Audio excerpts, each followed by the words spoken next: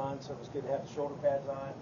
Got a lot of work to do to get to where we need to be, and some good things going on, but the level and the standard of expectations got to be higher every day. And I felt like yesterday we had a really good day, and today we had just a day that wasn't as good as we needed to be. Like the way the kids ended up finishing it, but all in all, not as good as we needed to be. Got any questions? What area specifically do you need to be better in? Everything. Get better. Everything we do. So, Josh Kirkland, can you tell us? Bump knees, got a little bruise. Fancy word for it, contusion. Scott, do you notice any difference with the padded helmets and the impact? Yeah, I mean a little bit. There's really not a lot of science behind it. I just felt like better safe than sorry. I know it doesn't. You don't hear those cracking of the helmets at practice, and I would imagine that's got to be a good thing. Yeah. Scott, you took a look at the defensive linemen early on. What did you take away from them today so far? First day of pads, not good enough. Don't play with our hands well enough. Got to find a group of guys that can make up for the loss of Jason Bromley. We'll have a great challenge. I'm just glad Coach Dowse is coaching them. The running back core, how are you? Doing good. How you doing? Good, thank you. The running back core obviously has been deep the last few years here. We're talking about Prince Tyson specifically. His fifth year here. Yeah. What do you look for him as a fifth-year senior to provide you guys? Yeah, look for him to lead the way as far as helping us stay organized as a group, as a team. Kind of be the spirit in that room, which he's done a nice job. The other guys are looking forward to having some real practices where we actually tackle and bring people to the ground to find out if potential is potential is one thing. Do they put productivity on the field?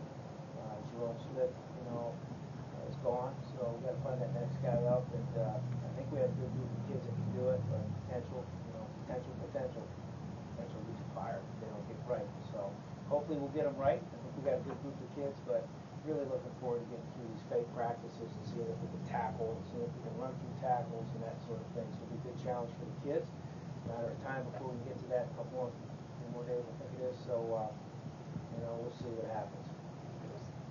Now, where did John Miller show the most improvement up to this point to really kind of get himself in the mix? He lost weight.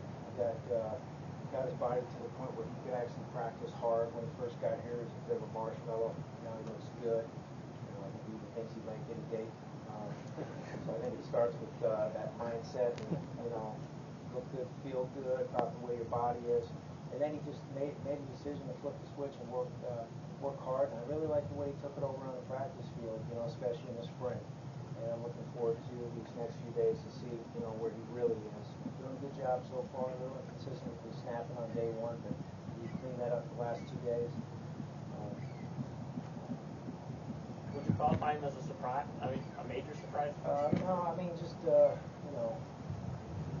I think I called him probably the biggest surprise of the spring. But that page is turned, and the real season's coming up on us. There's been a lot of real good spring guys over the years who never ended up being great players in the fall. So we'll see what happens. Similar question, Coach D'Amico, is about the running back, the linebackers. How much is Dyson now going to be that guy that kind of spooled his back? Well, we'll see. Only time will tell. Marquise raised that bar real high because he had the ability to be a consistent leader, especially this time of year when we're really starting to see it. And that's the challenge for guys like Cam Lynch and Dyson Davis to see if they can do that.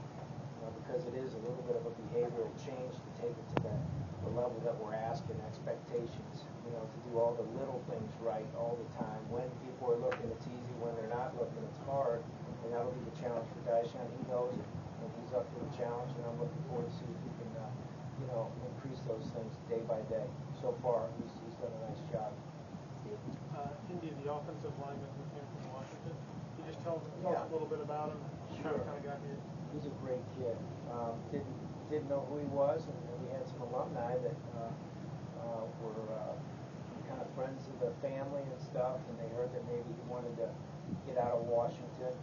They had a coaching transition, and so, we watched, or he had a release from Washington, so we went and watched videotape and I said, he's pretty good, and then talking to him and getting to know him, quality young man, comes from a nice family, real sturdy character, and he's done a good job. It'll be a year before he can play with any type of game experience, but I like what he's been doing so far.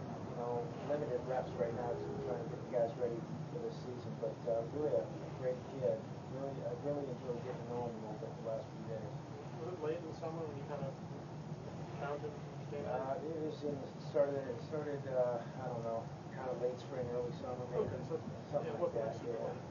That I heard about him, but I don't think he got his release till a little bit later, which we weren't able to talk to him, until we had that release. So it was definitely late, but I can't remember exactly what the date was. Obviously, when a kid deals with family stuff, you're going to give him all the time he needs, Scott. But is there any timetable on Alan kind of coming back here, or is that just when the family is all set, feels good about things, and bring them back up here, and all those matters are resolved. Seems like you have a little bit more competition this year among your receivers. Have you seen West embrace that, step up a little bit more? Sure, he's embraced it. He needs to. We all need to. I think it'll be an interesting situation with, the way the competition goes. Once we get into some live periods to see who's catching traffic and that sort of thing. But yeah, he has embraced it. I've been pleased with the way he's tried to lead. Final question for Coach? Going back to the recruiting, how important are our players' personal qualities off the field when you choose a player to come play here? I think the kids that are most consistent off the field are the ones that end up being the most consistent players on the field. Now, consistency to me are the things that he can control. Talk to the kids a lot about, you can't control the hand you were dealt, who your parents are or who they aren't, what neighborhood you come from, that sort of thing. But I have a lot of respect for the kid that maybe doesn't come from a lot, that finds his way to a school like Syracuse through a lot of hard work and having consistent behavior through that work ethic. A test score, standardized test score type of thing, I don't worry about so much, but when a kid has great effort like Shamarko Thomas, you guys all know Shamarko had really great effort on the field and practice every single day of his life, but he did the same thing in the classroom. And it started, way back when we first started getting to know him. It was late in the recruiting process for us because we had just gotten hired. But early relationship with the two of us, and everybody talked about his consistent work ethic in all things he does. So that's kind of the way I look at that. Thanks, Coach, very much.